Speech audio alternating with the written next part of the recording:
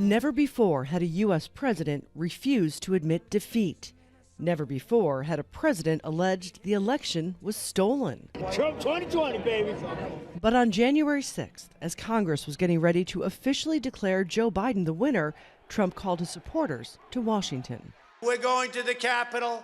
We're going to try and give them the kind of pride and boldness that they need to take back our country. 20 minutes later, they followed his instructions and started moving en masse, just as 2 pipe bombs were found near the Capitol. With each passing moment, the crowd outside got closer and the police were pushed back. The scaffolding set up for the upcoming inauguration scaled. Windows broken, officers set upon by an angry and violent mob.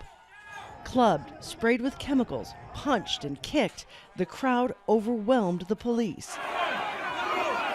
What we didn't know then was how close they came to their targets. Seconds from seeing the vice president rushed into an office for his safety. Then Senate Minority Leader Chuck Schumer and his security detail running, realizing the mob was yards away. Senator Mitt Romney told to turn and run. We now know this was a pivotal moment. The crowd lured away by police officer Eugene Goodman. If they had turned right instead of following him, they would have found senators in the chamber behind an unlocked door. And we now know how close they came to members of the House. They're leaving. They're leaving. Fleeing through the last available exit, they breached the door. And a single shot rang out.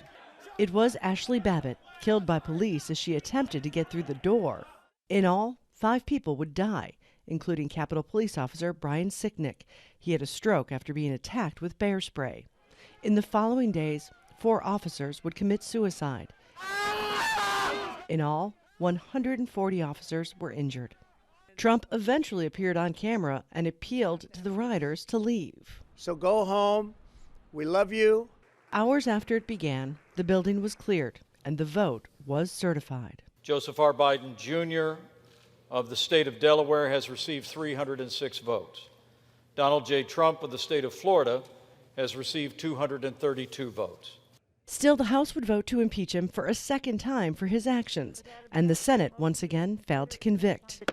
And soon he and his supporters began to deny the reality of what this was, calling it a peaceful protest, not an attempted insurrection. The courts have not agreed. So far, more than 700 people have been arrested. The longest sentence, more than 5 years in prison.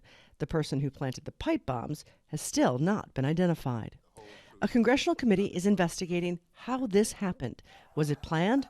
Who was involved? And should criminal charges be filed? But those questions will take time to answer. And if Republicans win control of the House in 2022, they have promised to shut down the investigation. They got 10 people trying to stop us. A year on, this day cost lives. For others, their freedom. But getting to the truth will largely be determined by whether or not it costs Trump his political power. Patty Culhane, Al Jazeera, Washington.